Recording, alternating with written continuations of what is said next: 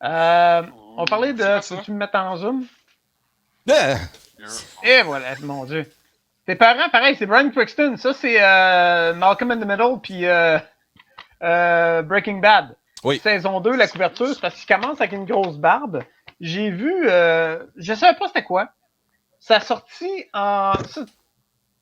Ça, c'est un très bel exemple de... J'aurais vraiment pogné les nerfs de regarder ça à la télévision quand ça a sorti. Bonne série, très dramatique. Attends, excuse Steph, je suis en train de marquer comme t'as une gang de barbus. Ouais. Excuse! Mais c'est correct. C'est quoi ça, excuse? On a une gang de pouilleux. Ouais. On match avec la pochette. Toi. J'ai Ça encore très bon. Ça sent la tangerine, esti. Ça sent Isabelle! On finira jamais le show. Moi, j'ai été à 80. Toi, t'es à 100. T'aurais pu au moins dire la pizza, mais là. Bon, on va attendre que le viewer. malaise passe, puis on va continuer après. Ah, y a pas de malaise, on était bien là-dedans, on le savait, tu sais. C'est pas comme ça. Oh, gars, je vais me couper moi-même le volume. Bon, fait que là, tu disais Your Honor. Je t'entends encore, par contre. Ouais, ben, ça c'est à commence côté, avec c'est un le petit peu gars de normal. Malcolm in the Middle. Bon, You Isabelle, Honor. elle alors, veut plus You entendre Honor. Denis. You Honor. OK, on repart. Your Honor. Bon, Ah, alors, comme je disais, Your Honors, si j'avais été fan de la série, c'est un très bel exemple de pourquoi j'adore attendre les médias physiques, parce que la première saison a commencé le 6 décembre 2020, puis à 2021, la fin de la première saison. Ça a pris janvier 2023 avant d'avoir une deuxième saison. C'est le genre de série qui finit, de saison qui finit, tu fais qu'est-ce que c'est ça? Puis originalement, c'était supposé être juste une mini-série de 10 épisodes. Il était pas supposé en faire d'autres, puis là, ça fait de l'argent. Il y a sûrement d'autres affaires qu'on peut faire. Fait que c'est pour ça qu'il y a eu quand même une deuxième saison. On pensait par bout qu'il était pour avoir une troisième saison, mais j'ai checké, c'est clairement, il n'y en aura pas. C'est début, milieu, fin. Alors attendez-vous pas à avoir d'autres choses, même si quand ça finit, il y a comme un paquet de petites séquences qui fait comme peut-être qu'il pourrait, mais non, ça n'arrivera pas.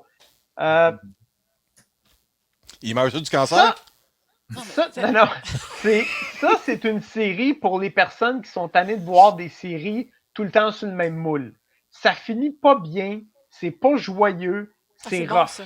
C'est bon. C'est Ça, c'est saison 1. les scripteurs ont le tour de nous Saison faire 2, ça. sentir mal.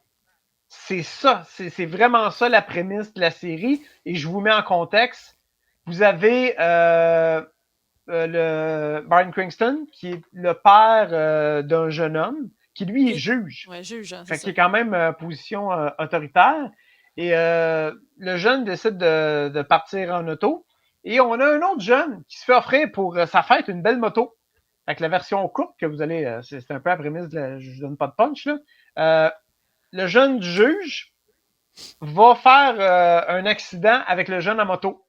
Fait que là, déjà en partant, c'est qu'est-ce que je fais, qu'est-ce que je réagis, je sais pas quoi faire. J'en parle à mon père est juge, tu sais, puis fait qu'il hésite, il va en parler.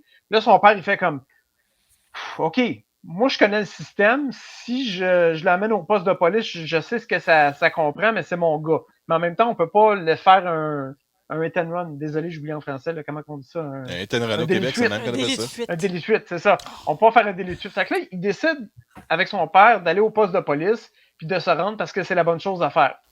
Jusqu'à temps que le père regarde la réaction des parents qui apprennent le décès de leur jeune homme, et il fait, OK, toi, viens-t'en, on s'en va. Ben, tu m'as dit qu'il fallait se rendre. Il dit, non, tu comprends pas, là. Le gars, là, que t'as, le fils, le papa, là, c'est le plus grand criminel de la Louisiane. C'est le plus grand responsable, le boss du crime organisé en Louisiane, puis je sais par expérience qu'il est sadique puis il est très cruel. On va s'arranger, viens-t'en, on s'en va. Fait que toute la série commence avec ça. Puis là, c'est de dealer au niveau éthique, au niveau de ben là, il faut que je fasse disparaître le char. Faut que. Il n'y a rien de simple, il n'y a rien de compliqué. On a une autre partie ça se passe dans la Louisiane, en Louisiane.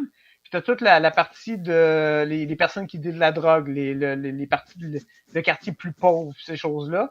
Et c'est deux différentes factions, différents secteurs de la société vont quand même se rencontrer. Fait qu'en version courte, c'est ça, Denis. Oui, tu fais des babayes, oui.